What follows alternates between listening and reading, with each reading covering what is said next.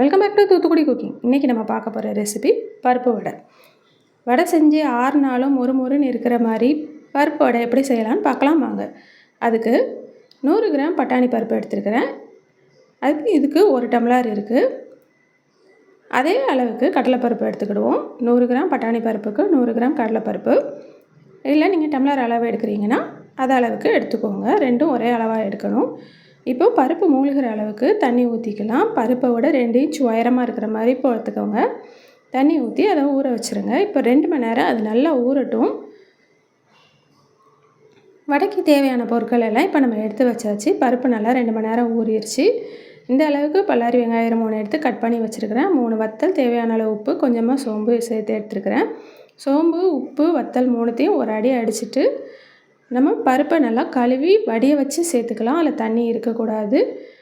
இப்போ பருப்பை மிக்ஸி ஜாரில் சேர்த்து ஒரு அடி அடித்து எடுத்துகிட்டு வந்துடுவோம். குறப்பாக அடிக்கணும். தண்ணி ரொம்ப சேர்த்துறாதீங்க. தண்ணி சேர்த்திங்கன்னா நமத்து போயிடும். அரைப்படலைன்னா லேசாக தண்ணி தெளித்து அரைச்சிக்கோங்க. அது கூட வெங்காயம், கருவேப்பிலை சேர்த்து நம்ம இப்போ வடை தட்டிக்கலாம். ஒரு உருண்டையாக உருட்டிட்டு நம்ம கையில் வச்சு தட்டினோம்னா வடை ரெடி ஆகிடும். ரொம்ப திக்காக இல்லாமல் பார்த்துக்கோங்க. எண்ணெயை காய வச்சு அதை நம்ம வடை ஒன்றா அதில் போட்டுடலாம். எண்ணெய் மீடியம் ஃப்ளேமில் இருக்கட்டும். கொஞ்சம் நேரம் கழித்து திருப்பி விடுங்க. அது பபிள்ஸ் அடங்கினதும் இப்போது 2 பக்கம் திருப்பி விட்டு எடுத்தாச்சு. நல்லா கோல்டன் கலராக வந்த பிறகு எடுங்க. வடை சூப்பராக ரெடி ஆயிடுச்சு பாருங்கள்.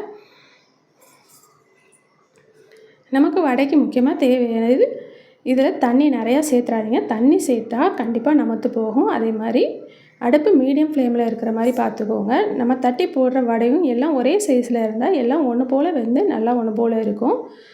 இப்போது நல்லா கிறிஸ்பியான பருப்பு வடை ரெடி ஆகிடுச்சு. நாங்கள் சாப்பிட போகிறோம். நீங்களும் உங்கள் வீட்டில் செஞ்சு பார்த்து சாப்பிட்டு எப்படி இருக்குன்னு சொல்லுங்கள். என் சேனல் பிடிச்சிருக்குன்னா லைக் பண்ணுங்கள், ஷேர் பண்ணுங்கள், சப்ஸ்கிரைப் பண்ணுங்கள்.